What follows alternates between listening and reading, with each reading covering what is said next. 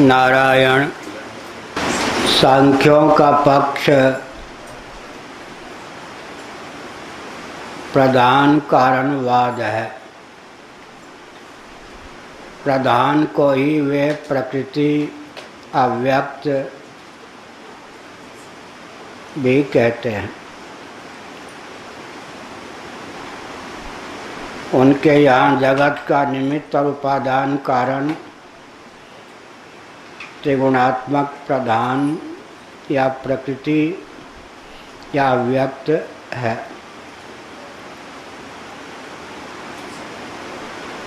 निरीश्वर सांख्यवादी ईश्वर का अस्तित्व नहीं मानते, इसलिए जगत कारण के रूप में उनके यहाँ ईश्वर को कोई स्थान ही प्राप्त नहीं है। शेश्वर सांख्यवादी योगियों को कहते हैं। योगी का नाम है शेश्वर सांख्यवादी, ईश्वर को मानने वाले।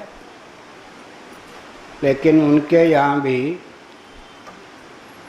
ईश्वर जगत का उपादान कारण सिद्ध नहीं होता। क्लेश कर्म विपाक आशय से अपरामृष्ट पुरुष विशेष का नाम ईश्वर है। शंकर भाष्य के अनुसार योगियों के सर्वज्ञ बीज ईश्वर को निमित्त कारण मान लेने पर भी उपादान कारण के रूप में त्रिगुणात्मक प्रधान ही सिद्ध है। अब सांख्यों की ओर से पूर्व पक्ष प्राप्त होता है।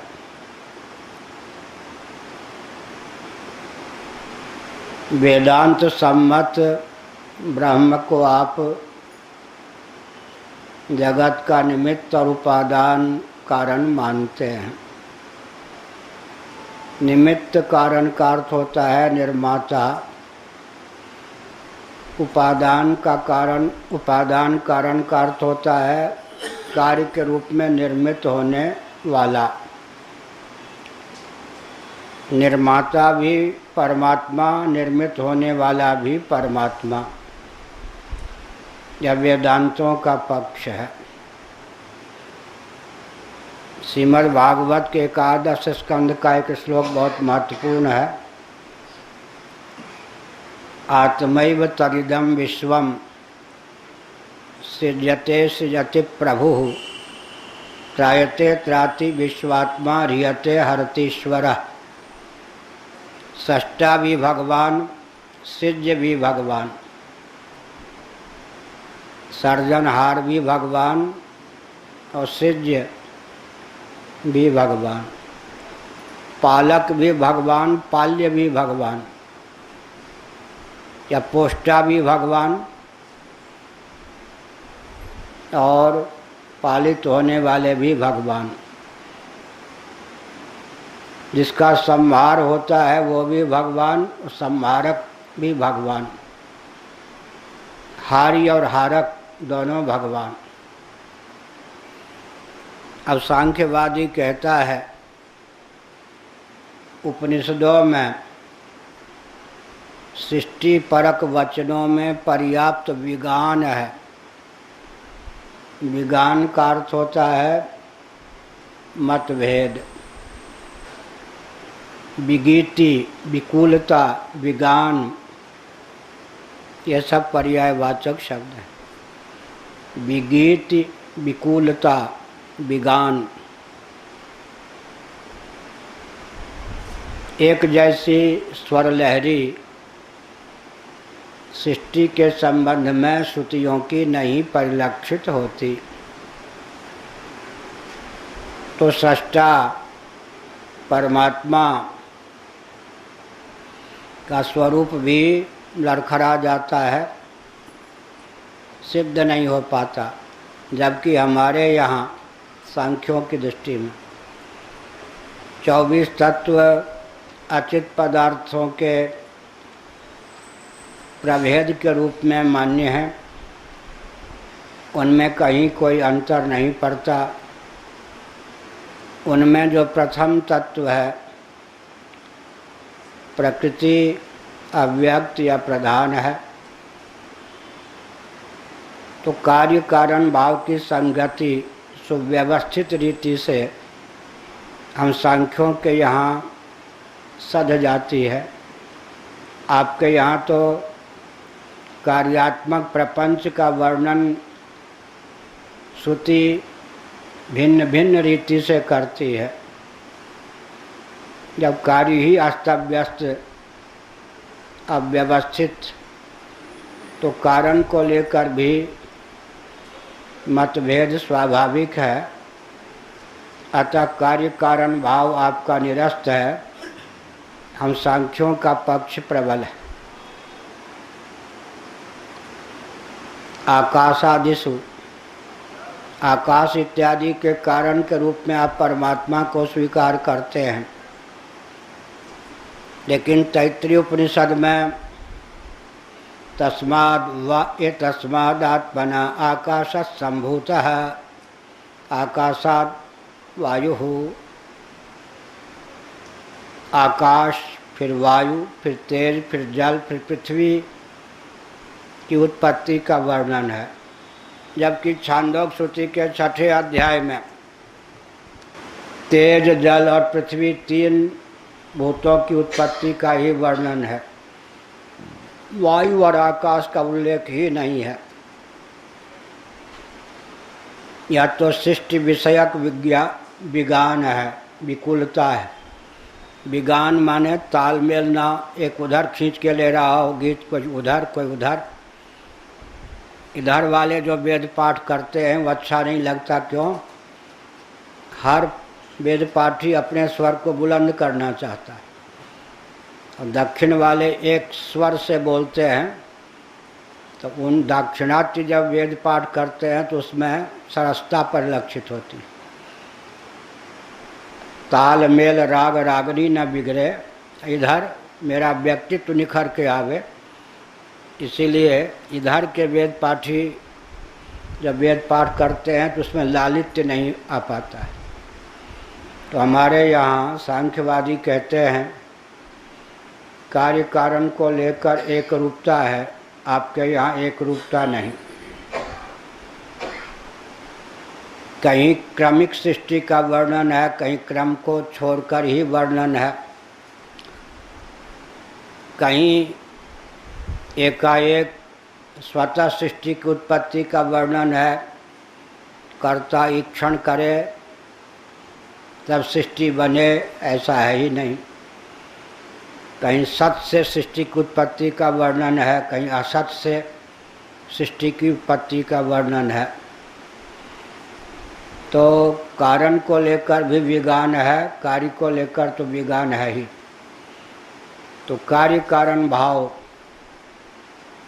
जो आपके यहाँ है वह अमान्य है। कारण ही जब ईश्वर सिद्ध नहीं होता तो तटस्थ लक्षण ही गड़बड़ हो जाता है।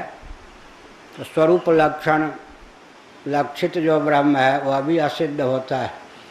इस प्रकार औपनिषद सिद्धांत अमान्य है और स्मार्त या यौक्तिक सिद्धांत, अनुमान सिद्ध जो सिद्धांत है वही ग्राह्य है या पूर्व पक्ष।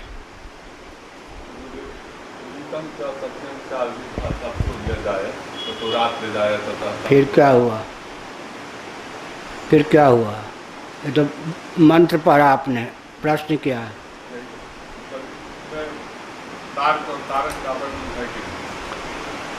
कार्य कारण का वर्णन नहीं है, ये थोड़े कहा जा रहा है।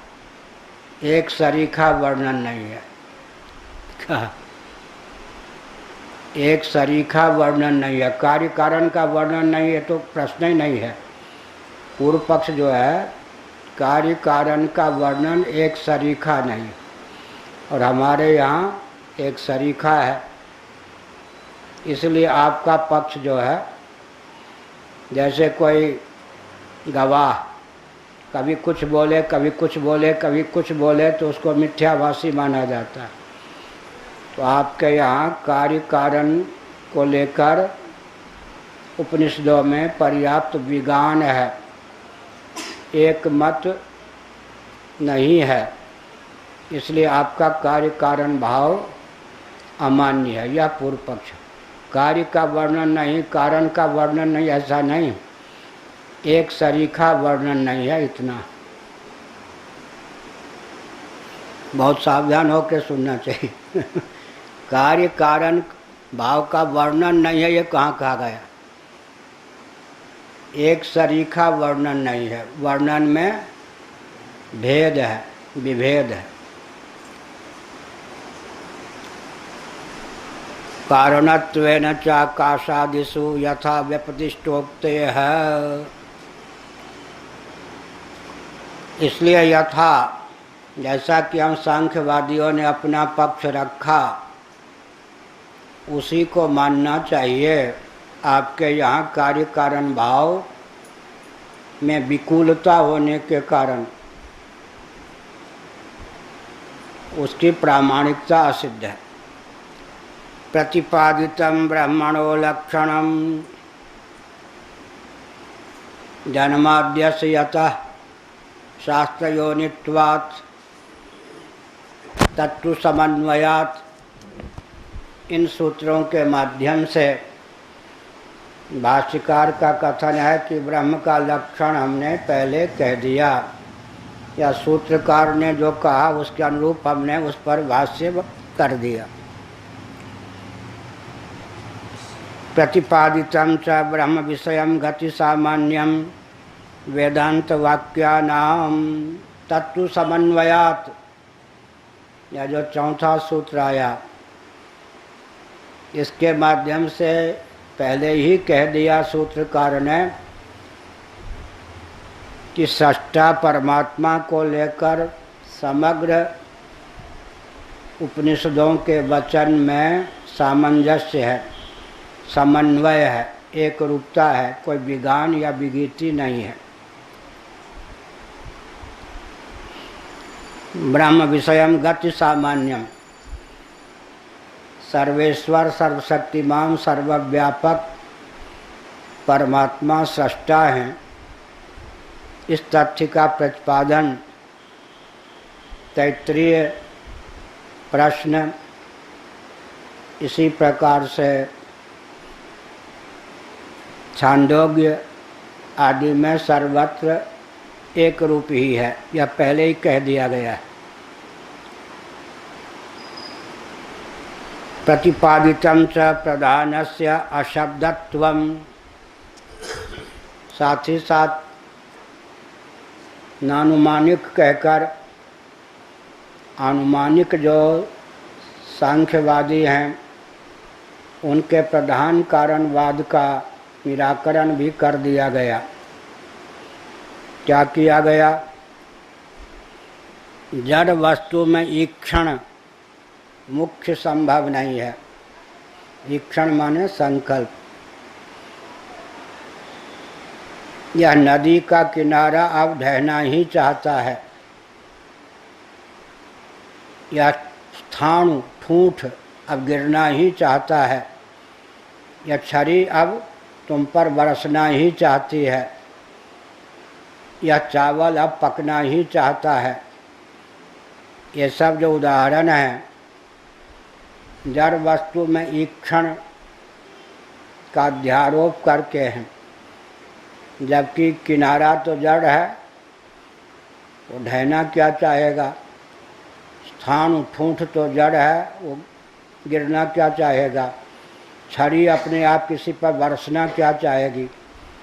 ओदन चावल अपने आप पकना क्या चाहेगा? तो ईक्षण जो जड़ वस्तु को लेकर है औपचारिक प्रयोग है। सचमुच में ईक्षण या संकल्प जड़ वस्तु में संभव नहीं है। लेकिन यह जो सृष्टि चतुर्दश भुवनात्मक ब्रह्मांड अंदर बैठने में प्रतिबंध नहीं है। यह जो सृष्टि है इतना सुव्यवस्थित है, चतुर्दश भुवनात्मक ब्रह्मांड,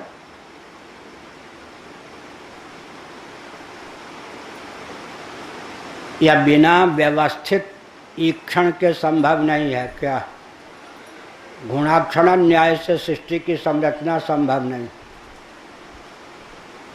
गुण होते हैं ना, वो लग जाते हैं कोई चित्र की तरह। तो यह जो इतनी व्यवस्थित सृष्टि है, वो जड़ जो तुम्हारा प्रधान है, अव्यक्त या प्रकृति भी जिसको कहते हैं, एक तो उसमें ईक्षण ही संभव नहीं है। तो इतने व्यवस्थित सृष्टि की संरचना का संकल्प उसमें कैसे होगा?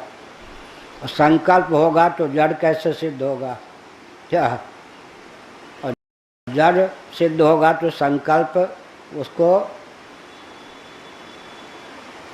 संकल्प का कर्ता उसको कैसे मानेंगे? संकल्प करने वाला उसको कैसे मानेंगे? इसलिए प्रधान कारणवाद का निराकरण कर दिया गया कि अनुमानिक, केवल अनुमान के द्वारा सिद्ध जो तथ्य होता है वो वास्तव में प्रबल अनुमान के द्वारा निरस्त हो जाता है। अतः शास्त्र सम्मत अनुमान युक्ति या तर्क ही मान्य है। इसमें क्या उदाहरण है? नैयायिकों ने एक अनुमान बनाया। मुरारजी देसाई उस समय जन्मे नहीं थे। पुराना अनुमान है, नरमूत्र पेय है, मूत्र होने के कारण गोमूत्र के तुल्य।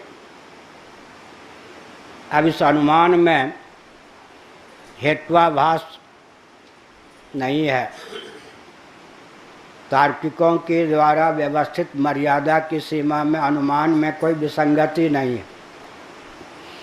नरमूत्र पेय है, पक्ष भी आ गया, साध्य भी हो गया।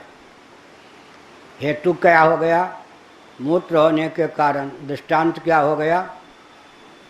गोमूत्र वत्स, गोमूत्र। नैयायिकों ने कहा यह अनुमान सर्वथा दोष रहित है, हेत्वाभास नहीं है। लेकिन अमान्य क्यों है? क्योंकि नरमूत्र पेय है, शास्त्र सिद्ध नहीं है। गोमूत्र पेय है, शास्त्र सिद्ध है। भगवान भी जिसका मूत्र पीते हैं, भगवान का अवतार हो, भगवान भी गोमूत्र पीते या नहीं? इससे बढ़कर गोवंश की महिमा क्या होगी? गोमूत्र पेय है, शास्त्र सिद्ध है। नरमूत्र पेय है, शास्त्र के द्वारा असिद्ध है, बल्कि मूत्र का स्पर्श हो जाने पर भी स्नान आदि शुद्धि की अपेक्षा रहती है। अनुमान में कोई दूषण न होने पर भी शास्त्र विरुद्ध होने के कारण यह अनुमान निरस्त है। नैयायिकों ने अपने द्वारा निर्मित अनुमान का खंडन स्वयं कर दिया। इसलिए एक बार हम बोल रहे थे तो जज स्वामी जी बीच में कुछ नहीं बोले। बाद में कहा कि आपको पता है मैं जज था, वकील था। हमने कहा मालूम है। आपने तो बंटा ढार कर दिया, वज्रपात कर दिया हम लोगों पर। हमने कहा क्या कर दिया? हमने क्या कहा था? ईश्वर 3 प्रकार का होता है। भावुकों की कोरी भावुकता ने जिस ईश्वर को खड़ा किया है, उस ईश्वर की उपासना हम नहीं करते, न उस ईश्वर को हम लोग मानते हैं। अनुमानिकों की, तर्कना शक्ति के गुमानी, अनुमान के पक्षधरों की युक्ति ने जिस ईश्वर को सिद्ध किया है, अनुमानिक समधिगम्य जो ईश्वर है, उसको भी हम नहीं मानते। किस ईश्वर को हम मानते हैं? शास्त्रिक समधिगम्य ईश्वर को मानते हैं। उन्होंने कहा भावुकों की बात समझ में आ गई। अनुमान के द्वारा ईश्वर सिद्ध होगा उसको भी आप नहीं मानेंगे। हमने कहा नहीं मानेंगे, ये तो अत्याचार है, अन्याय है। हमने कहा बिल्कुल नहीं है। कहाँ लिखा है? हमने कहा केनोपनिषद शंकर भाष्य पढ़िए। अनुमान सिद्ध जो पदार्थ होता है, कहीं अनुमान हेत्वा भाषादि दोषों से दूषित ना हो तो भी अनुमेय जो पदार्थ होता है अनुमान के द्वारा सिद्ध है, अर्थक क्रियाकारिता उसमें नहीं होती। अर्थक क्रियाकारिता माने व्यवहारक क्षमता, व्यवहार की सिद्धि उसके द्वारा नहीं होती। अखंड धूम लेखा, धुएं की अखंड धारा को देखकर, पर्वत में धुएं की अखंड धारा को देखकर, दूरस्थ पर्वत में धुएं की अखंड धारा को देखकर हमने आग का अनुमान किया। अब उस आग से न दाह की प्राप्ति होगी हमको, न प्रकाश की। सर्दी में ठिठुरते रहेंगे, अंधकार में भटकते रहेंगे। तो अनुमेय जो पदार्थ होता है, केवल कोरी तर्कना शक्ति के बल पर जो पदार्थ सिद्ध होता है वो कार्यक्षम नहीं होता। इसलिए केवल अनुमान के द्वारा जो ईश्वर सिद्ध होता है वो हमारे किसी काम का नहीं होगा। फिर हमारे पूज्य गुरुदेव ने बताया, परम आस्तिक श्री रामानुजाचार्य जी, उन्होंने अपने ब्रह्मसूत्र भाष्य में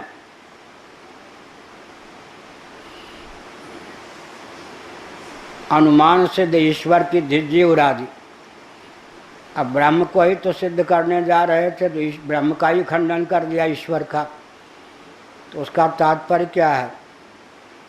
अगर तुम अनुमान की भित्ति पर ईश्वर को खड़ा करोगे तो प्रबल अनुमान के द्वारा वह ईश्वर असिद्ध हो जाएगा। हम ईश्वरवादी क्यों हैं? क्योंकि वेदों ने ईश्वर का अस्तित्व स्वीकार किया। अब रह गई बात भावुकों की कोरी भावुकता ने जिस ईश्वर को जन्म दिया, वो ईश्वर कैसा होगा? भामतीकार विधुर परिभावित कांता साक्षात्कार के तुल्य होगा। विधुर माने जिसकी पत्नी दम तोड़ गई, उस पत्नी के प्रति आसक्ति के कारण भाव जगत में ध्यान करता है, भावना में पत्नी का साक्षात्कार भी हो जाता है। तो विधुर परिभावित कांता साक्षात्कार होने पर भी प्रामाणिक नहीं है, प्रमाण सहिष्णु नहीं है, क्योंकि उसकी पत्नी तो दम तोड़ चुकी है। तो भावुकों की कोरी भावुकता ने जिस ईश्वर को खड़ा किया, अमुक अमुक ग्रंथों का नाम नहीं लेंगे, उनका ईश्वर हमारे लिए उपास्य नहीं हो सकता, क्योंकि वो बालू की भीत है। केवल तर्कना शक्ति के बल पर जो ईश्वर खड़ा किया गया वो जगत रचना आदि में वो अक्षम रहेगा। सक्षम शब्द अशुद्ध होता है, अक्षम शब्द सिद्ध है। क्षम समर्थ नहीं होगा। इसलिए अंत में वेदैक समधिगम, वेद के द्वारा प्रतिपादित जो ईश्वर है उसी में सचमुच में ईश्वर के समग्र लक्षण चरितार्थ होते हैं, अन्यों के ईश्वर काल्पनिक सिद्ध होते हैं। इसी प्रकार से केवल अनुमान के द्वारा जो प्रकृति या प्रधान या व्यक्त को सिद्ध किया गया वो बालू की भीत है। और एक बहुत विचित्र बात यह है कि आप वेदों को प्रमाण भी मानते हो और वैदिक ईश्वर से परहेज भी करते हो। कौन? सांख्यवादी। वेदों को प्रमाण मानते हैं ना, तभी तो इनको हम क्या कहते हैं, वैदिक दर्शन के प्रभेद में सांख्य भी है, योग भी है, पूर्व मीमांसा भी है, उत्तर मीमांसा भी है, न्याय भी है, वैशेषिक भी है। ये आस्तिक प्रस्थान है वेदों को प्रमाण मानने वाले।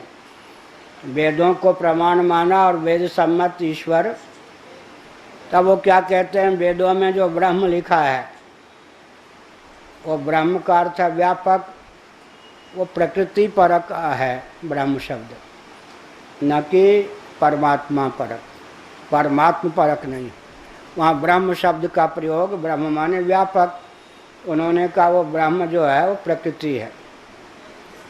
ऐसा मायाम तो प्रकृति विद्यात, आधा तीतर आधा बटेर, लेकिन माइनम तो महेश्वरम भी कहा ना, इसलिए आधा ले लिया आधा छोड़ दिया भी नहीं चलेगा, यही कहा। प्रधान कारणवाद का भी निराकरण हमने कर दिया। क्या प्रतिपादितम च प्रधान से अशब्दत्वम, अशब्दत्वम का अर्थ है शब्द माने वेद, अवैदिकता इसकी सिद्ध है। प्रधान अवैदिक है, अब प्रधान को वैदिक सिद्ध करना चाहेंगे तो कितनी कटनी छटनी हो जाएगी। प्रधान प्रधान नहीं रह जाएगा। प्रकृति को माया सिद्ध करना चाहेंगे तो सांख्यों की प्रकृति प्रकृति नहीं रह जाएगी, क्या हो जाएगी? ब्रह्म की शक्ति हो जाएगी, अनिर्वचनीय हो जाएगी।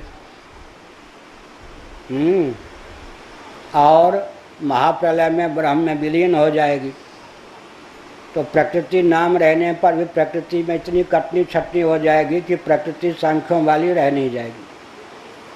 कुमारी कन्या कोई हो, अयोनिजा हो, क्या माता पिता से विहीन हो और कुमारी कन्या हो, उसी के समान सांख्यों की प्रकृति है। और यहाँ विवाहिता देवी के समान हमारी प्रकृति या माया है, क्या पुत्र वधू के रूप में है, पत्नी के रूप में है। वहाँ अयोनिजा है, माने प्रधान किसी का कार्य नहीं है, प्रकृति किसी का कार्य नहीं है, या व्यक्ति किसी का कार्य नहीं है। कुमारी है, ईश्वर के साथ उसका विवाह भी नहीं है। अयोनिजा तो भगवती सीता भी थी लेकिन राम जी से विवाहिता हुई। अयोनिजा तो द्रौपदी भी थी लेकिन पांडुपुत्र पांडव से विवाहिता हुई। तो अयोनिजा भी है और अविवाहिता भी है, और अविवाहिता ही रह जाती है क्या सांख्यों की कौन? प्रकृति। तो सांख्यों की प्रकृति को हम जब ढालने लगेंगे, तब वेदांत के सांचे में ढालने लगेंगे तो माया बन जाएगी, ब्रह्म की शक्ति बन जाएगी, अनिर्वचनीय बन जाएगी, स्वतंत्र सत्य नहीं सिद्ध हो पाएगी। जासु सत्यता ते जड़ माया भास सत्य मोह सहाया वाली कहावत चरितार्थ होगी। खोल के बोलें तो कम पाठ चलता है। ये एमएससी है गणित में। हाँ,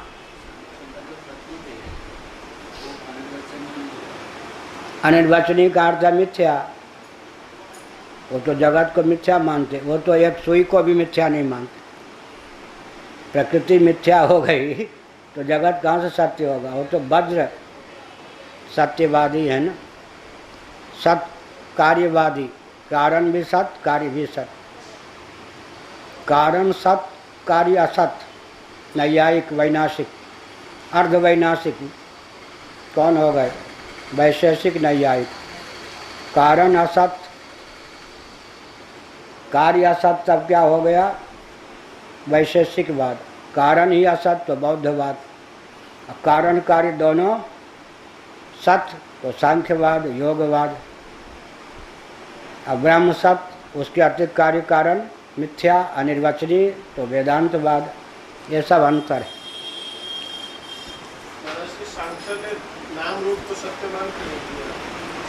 जब सब कुछ सत्य मानते हैं तो मिथ्या तो उनके यहाँ कुछ है ही नहीं। रज्जु सर्प भी मिथ्या नहीं है,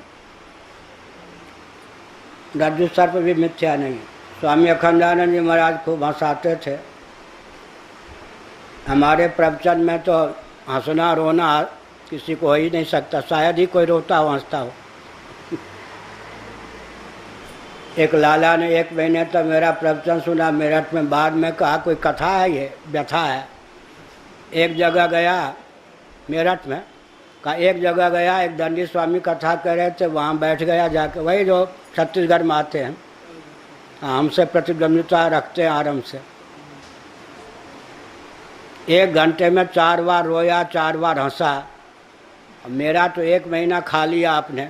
1-1 घंटा दोनों बार हमने प्रवचन सुना, न एक बार रोने का अवसर मिला न एक बार हंसने का। तो हमने कहा किसने बुलाया था? हमने बुलाया था प्रवचन सुनो, अपना समय क्यों खराब किया, दुकान पर होते।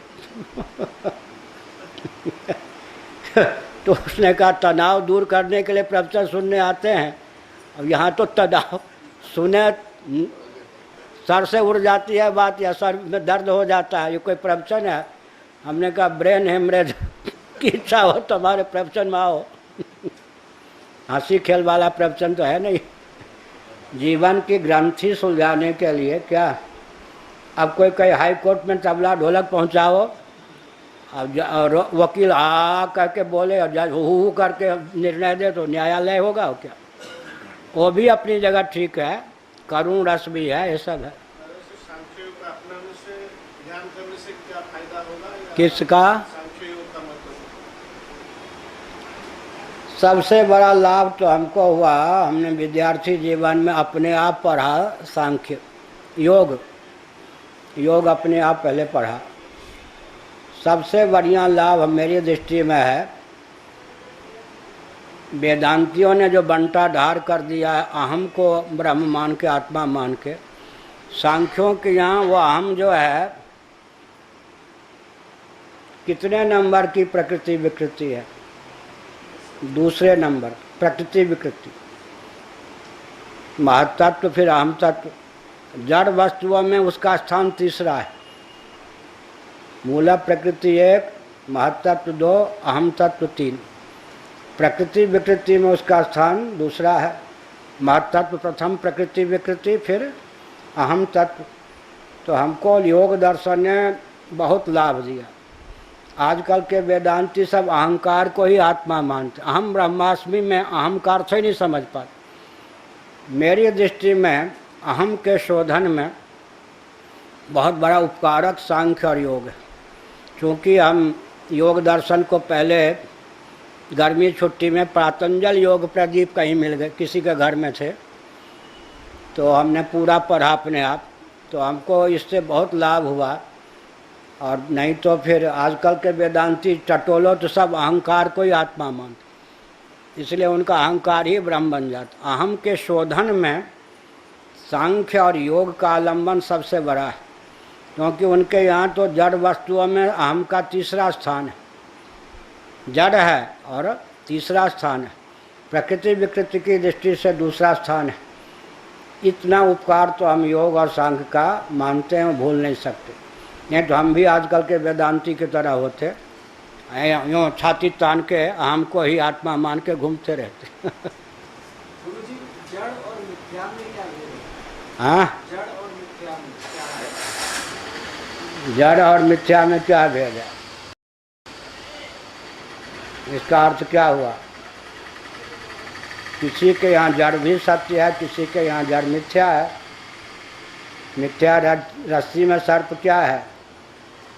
सर्प में रस्सी, चलो उल्टा उदाहरण लो, सर्प में रस्सी का भ्रम हो जाए तो रस्सी जड़ है या चेतन? सर्प में रस्सी का भ्रम, लो जी, सर्प में रस्सी, रस्सी जड़ है या चेतन?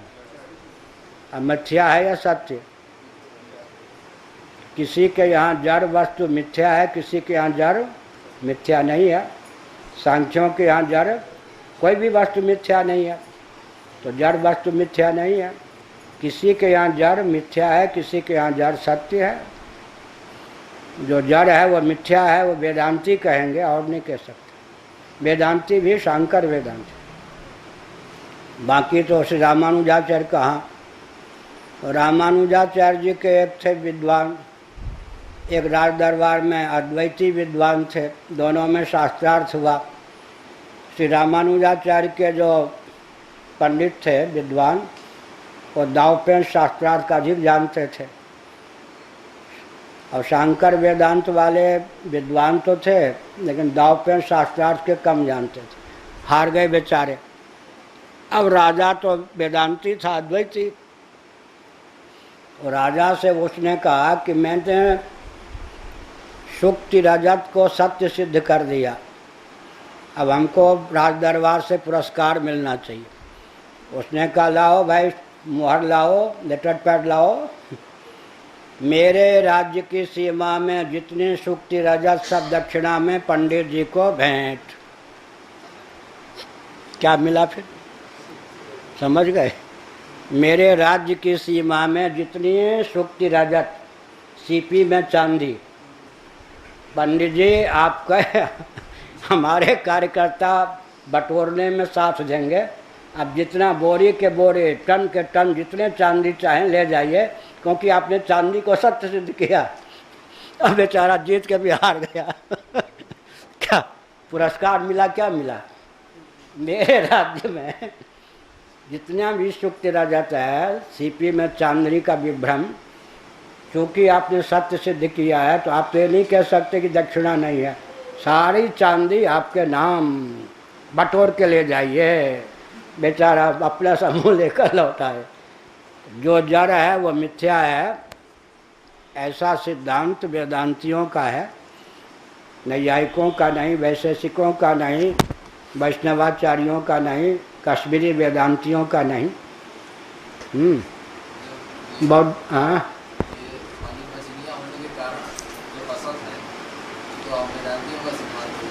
असत माने मिथ्या और असत कहीं कहीं पर्यायवाचक है, कहीं भेद है। बंध्यापुत्र असत है, रज्जु सर्प मिथ्या है। प्रतीति गोचर हो लेकिन वास्तविक स्थिति ना हो, प्रतीति का विषय बन जाए, जिस रूप में प्रतीत हो उस रूप में सत्य ना हो, उसका नाम अनिर्वचनीय है, मिथ्या। जिस रूप में प्रतीत हो उस रूप में सत्य न हो, सुक्ति रजत, रज्जु सर्प, नभ नैल्य, ये सब। और न हो न प्रतीत हो, असत। बंध्यापुत्र, खरगोश के सिंह आदि। खरगोश के कान में किसी को खरगोश के सिंह की बुद्धि बन जाए तो मिथ्या है। और खरगोश के सिंह कान में नहीं तो क्या हुआ?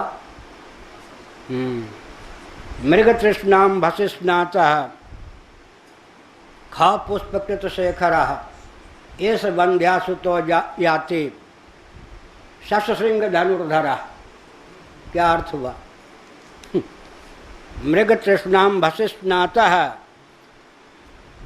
मृग जल मरुमरीचिका में स्नान करके, मृग तृष्णाम भसिस्नातः ख पुष्पकृत शेखर, आकाश कुसुम के मुकुट धारण किए हुए।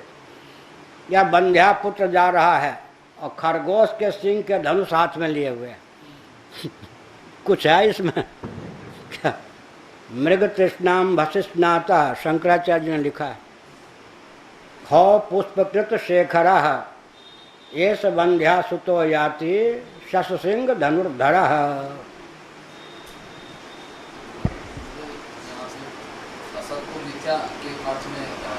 कहाँ असत इसमें कहाँ है? असत शब्द का प्रयोग है क्या? अब आप लगाओ मिथ्या कहा या असत कहा। मृग तृष्णाम भसिस्नातः, मृग जल में मरुमरीचिका में स्नान करके, आकाश कुसुम के मुकुट को धारण करके। अब आकाश कुसुम होता ही नहीं तो मुकुट धारण क्या करेगा? उतने अंश में असत हो गया। मृग तृष्णा की प्रतीति तो होती है, उतने अंश मिथ्या का उदाहरण हो गया। एष बंध्यासुतो याति, या असत का उदाहरण हो गया। शशृंग धनुर्धरा, यह हो गया असत का उदाहरण। मृग तृष्णाम भसिस्नातः, मिथ्या का उदाहरण हो गया। वो एक अनिर्वचनीय है तीन। लेकिन असतो मां सद्गमय ना सतो विद्यते भावः, यहाँ असत शब्द का प्रयोग मिथ्या के अर्थ में। सत्य भगवान को कहेंगे सत्य, तो उसका विपरीत क्या हुआ? असत। इस परमात्मा के अलावा जो कुछ है वह असत हो गया। चित्त तो अचित, आनंद तो दुख। तो सत्य का विलोम अर्थ असत को मानेंगे तब वो भाववाचक हो जाएगा, लेकिन अनिर्वचनीय होगा। और बंध्यापुत्र आदि के अर्थ में असत का प्रयोग करेंगे तो जो हो भी नहीं और प्रतीति भी जिसकी न हो असत है, न होता हुआ ही प्रतीत हो मिथ्या हो। क्या न होता हुआ ही जिस रूप में नहीं है उस रूप में प्रतीत हो तो अनिर्वचनीय या मिथ्या है। और न हो न प्रतीत हो, और हो और माया से कुछ अन्य दिखाई पड़े। बंध्या पुत्रों न तत्वे न माया वापि जायते। बंध्या पुत्र स्वतः भी उत्पन्न नहीं हो सकता, माया से भी उत्पन्न नहीं हो सकता। लेकिन ब्रह्म स्वतः उत्पन्न नहीं हो सकता क्योंकि अज है, माया से उत्पन्न हो सकता है। असत में और सत ब्रह्म में क्या अंतर हुआ? बंध्या पुत्र माया से भी उत्पन्न नहीं हो सकता क्योंकि सर्वथा अलीक है, और ब्रह्म माया से उत्पन्न हो सकता है। संभवाम्यात्म माया मयाध्यक्षेण प्रकृति श्रूयते सचराचरम्।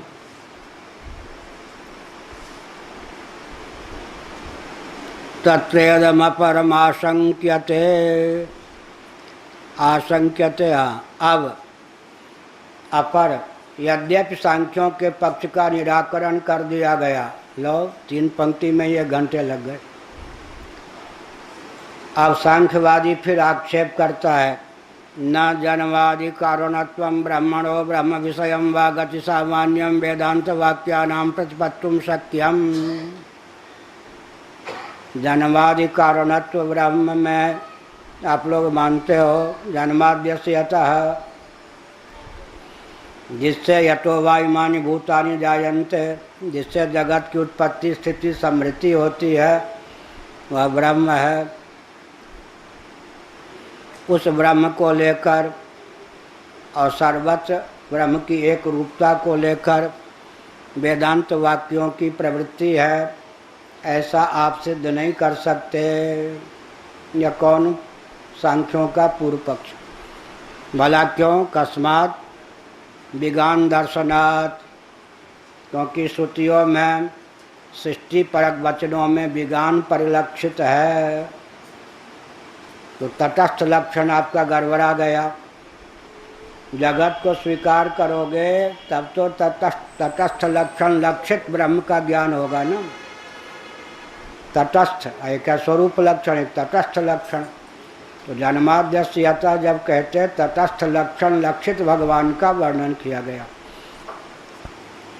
अथातो ब्रह्म जिज्ञासा जन्माद्यस्य यतः शास्त्र योनित्वात् तत्व समन्वयात्, ये 4 सूत्र हो गए ना। अब स्वरूप लक्षण से ही ब्रह्म सूत्र प्रारंभ करते, तटस्थ लक्षण से प्रारंभ न करते तो कोई शास्त्रार्थ होता? शास्त्रार्थ का मार्ग ही समाप्त हो जाता। इसीलिए तटस्थ लक्षण लक्षित ब्रह्म को जब सामने रख दिया तो सांख्य इत्यादि को आक्षेप करने का अवसर मिल गया।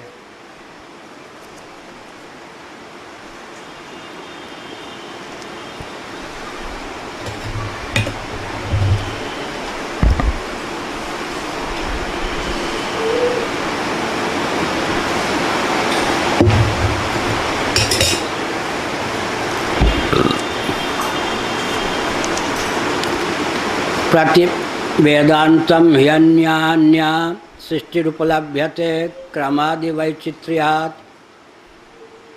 प्रति वेदांत में, वेदांत माने वेदों का शिरोभाग उपनिषद, अन्य अन्य प्रकार से सृष्टि उपलब्ध है। कोई श्रुति इस प्रकार से तो कोई श्रुति इस प्रकार से सृष्टि का वर्णन करती है।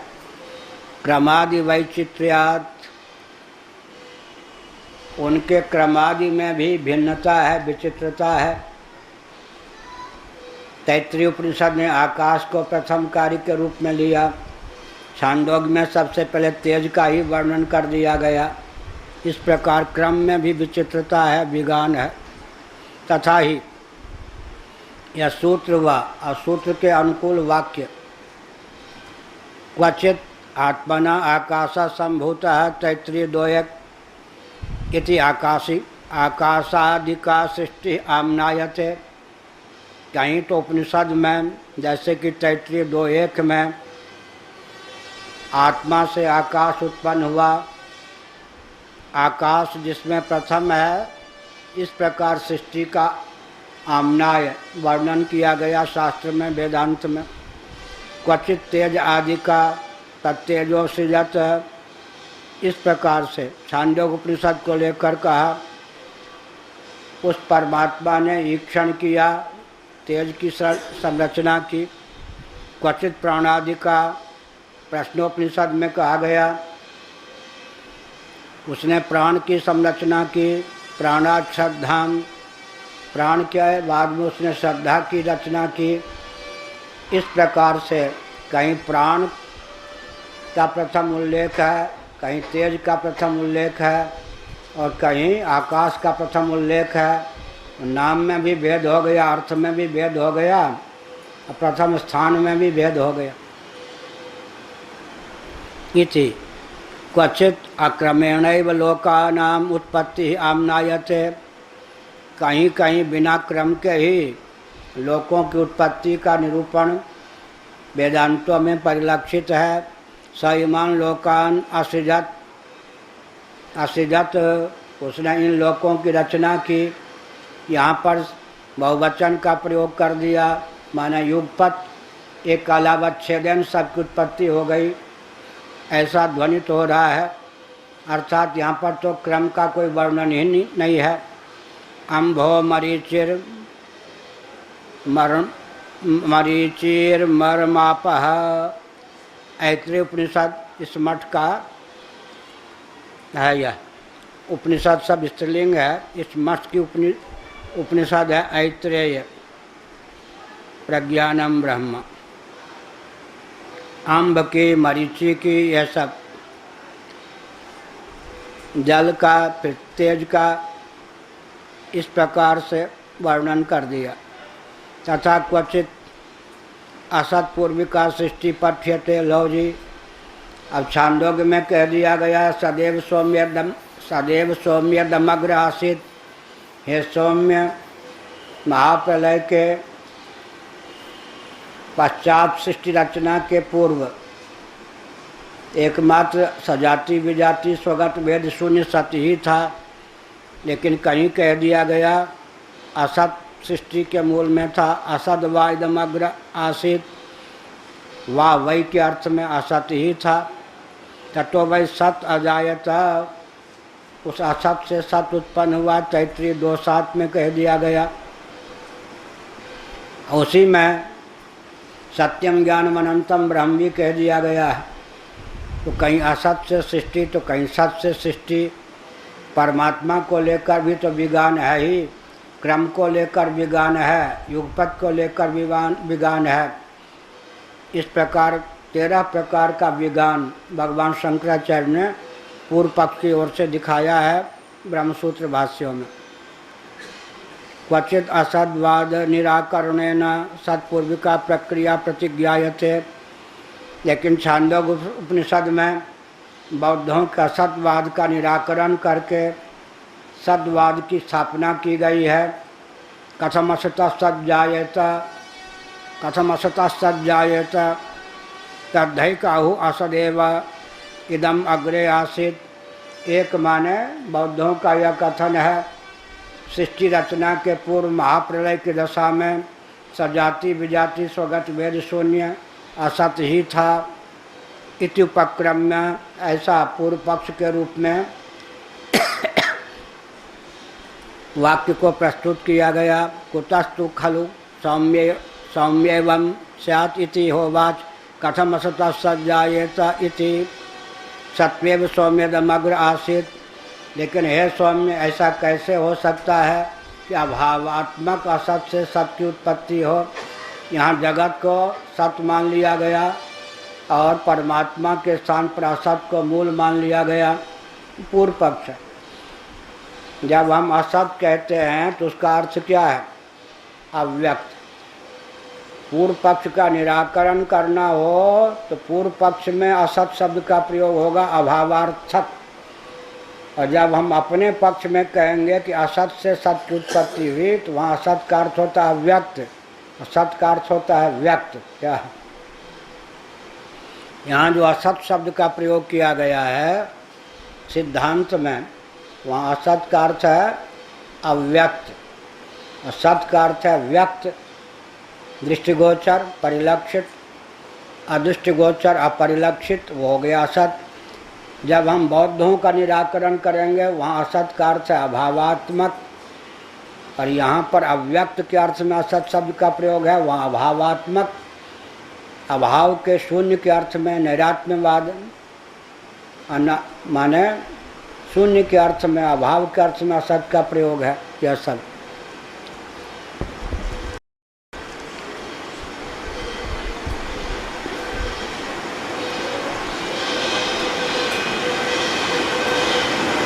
इसीलिए सत्वेव सौम्यदमग्र आसीत, है सौम्य, पिता ने अपने पुत्र से कहा,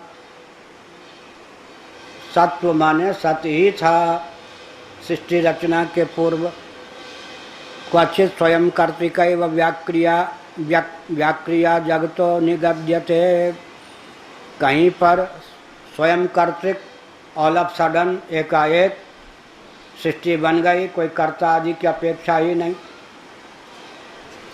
जैसे तद्धेकम तरी अव्याकृतम आसीत तन्नाम रूपाभ्याम एवं विक्रियत, पहले अव्याकृत ही था, वो अपने आप नाम रूप के रूप में व्याकृत हो गया, व्यक्त हो गया। इस प्रकार अपने आप क्या हो गया, जगत उत्पन्न हो गया, किसी के ईक्षण की आवश्यकता ही नहीं। इति एवं अनेकधा विप्रतिपत्ते है वस्तुनि च विकल्पस्य अनुपपत्ते है, इतना वाक्य याद रखना चाहिए। वस्तुनि विकल्पस्य अनुपपत्ते है, च को हटाकर वस्तुनि विकल्पस्य अनुपपत्ते है, क्रिया में विकल्प होता है, वस्तु में विकल्प नहीं होता, नियम है। क्रिया में विकल्प हो सकता है, वस्तु में विकल्प नहीं होता। पूर्व पक्ष है, लेकिन ये पंक्ति बहुत महत्वपूर्ण। तो सृष्टि तो वस्तु है ना, यज्ञ दान तप इत्यादि क्रिया हैं। सृष्टि तो वस्तु है, द्रव्य है, पदार्थ है, तत्व है। इसमें भाई बना होगा तो किसी क्रम से बना होगा, ऐसे ही बना होगा, 3 और 2 5 ही होता है। तो कारण को लेकर भी विज्ञान हो गया, कार्य को लेकर विज्ञान हो गया, बिना कारण बिना कर्ता के कार्य की उत्पत्ति हो गई, कहीं क्रम से उत्पत्ति हो गई, कहीं विक्रम ही उत्पत्ति हो गई, कहीं क्रम में संख्या की वृद्धि हो गई, कहीं क्रम में संख्या की न्यूनता हो गई। इन सब जगत वालों को देखकर मालूम पड़ता है कि तुम्हारे यहाँ न सृष्टि व्यवस्थित है न सृष्टा व्यवस्थित है, तुम्हारा सारा सिद्धांत बालू की भीत के समान निरस्त करने योग्य है। पूर्व पक्ष, पूर्व पक्ष क्यों कहते हैं? नहीं तो सिद्धांत ही समझ ले। ये आकाशवाणी है, ये आकाशवाणी है, बीच बीच में कहा जाता है ना। तो शास्त्रों में यह भी निर्धारण करना बहुत कठिन होता है कि पूर्व पक्ष चल रहा है उत्तर पक्ष। उरियावादी का के प्रति बहुत आस्था रखते थे स्वामी अखंडानंद महाराज। कहते थे बाबा शंकरानंद कभी बोल देते थे पूर्व पक्ष उत्तर पक्ष को पूर्व पक्ष, निंदा के अर्थ में नहीं, सुदय बुध नहीं रहते ऐसे। फिर हमको देखकर मुस्कुरा देते थे। चुटकी अपने गुरुओं को भी नहीं छोड़। अखंडानंद महाराज एक बार बहन बैठी थी उनकी बड़ी विधवा, आप लोगों से क्या कहा, ये हमारी बहन जी हैं, माधव जी की विमाता बहन जी हैं। बहन जी, अच्छा, इनकी गाथा मालूम है आप लोगों को? हमारी और स्वामी जी इनकी गाथा मालूम है? बेचारी उनसे आयु में ज़्यादा बड़ी बहन, एक बार ससुराल से रूठ के चली आई भाई के, अब कह के आ गई अब कभी पाँव नहीं रखूँगी ससुराल में। ठीक है, अब हम लोगों के यहाँ ठीक है, अच्छा। अब एक बैरन पत्र लिखा, और मैं था बच्चा, स्वामी अखंडानंद का, किसी को बताना मत, लेटर बॉक्स में डाल देना। अब उन्होंने कहा मुझसे कैसे रहा जाए, मैंने पढ़ लिया, मर जाऊंगी, हमको जल्दी ले जाओ। नहीं ले जाओगे तो कहीं डूब के मरूंगी, जो हो गया उस पर पानी फेरो। उन्होंने कहा, मैंने गोंद से चिपका करके दे दिया पत्र जहाँ डालना था, और ये वही है, ये बड़ी बहन है मेरी। अब बेचारे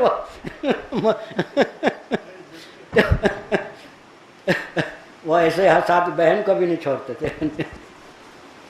ऐसा ही है, समय हो गया, ये पेज अजय पैरा पूरा हो जाए। एवं अनेकधा विप्रतिपत्ति है वस्तुनि च विकल्पस्य अनुपत्ति है न वेदांत वाक्यानाम जगत कारणावधारण परता न्याय्या। इस प्रकार से वस्तु में तो विज्ञान संभव नहीं है जी। विक्रिया माने क्रिया में, हाँ क्रिया में विज्ञान तो ठीक है, विकल्प क्रिया में विकल्प तो ठीक है, वस्तु में विकल्प ठीक नहीं। घट है तो घट ही है, पट है तो पट ही है, जैसा है जो क्रम है वही है। सृष्टि बनी होगी तो किसी क्रम से ही बनी होगी। क्रिया में तो कह सकते हैं घोड़े से जाए, पैदल जाए, मोटरसाइकिल से जाए, जीप से जाए, जाए ना जाए, लेकिन यहाँ तो विकल्प नहीं चलता, या हाँ विकल्प नहीं चलता है वस्तु में। इसलिए वेदांत वाक्यों को लेकर जगत कारण का निर्धारण उचित नहीं है। स्मृति न्याय प्रसिद्धाभ्याम तो कारणांतर परिग्रहो न्याय्य। तब क्या है, वेदांतियों अपना पक्ष छोड़ दो। स्मृति और युक्ति, न्याय माने युक्ति, स्मृति माने श्रुति भिन्न, जो कुछ श्रुति भिन्न है सबका नाम स्मृति, और न्याय माने युक्ति। हमारा जो पक्ष है सांख्यवादी कहता है श्रुति सम्मत है, युक्ति सम्मत है, इसीलिए कारणांतर परिग्रह न्याय्य माने उचित है। अर्थात प्रधान कारणवाद को मान लो, अपना ब्रह्म कारणवाद छोड़ दो।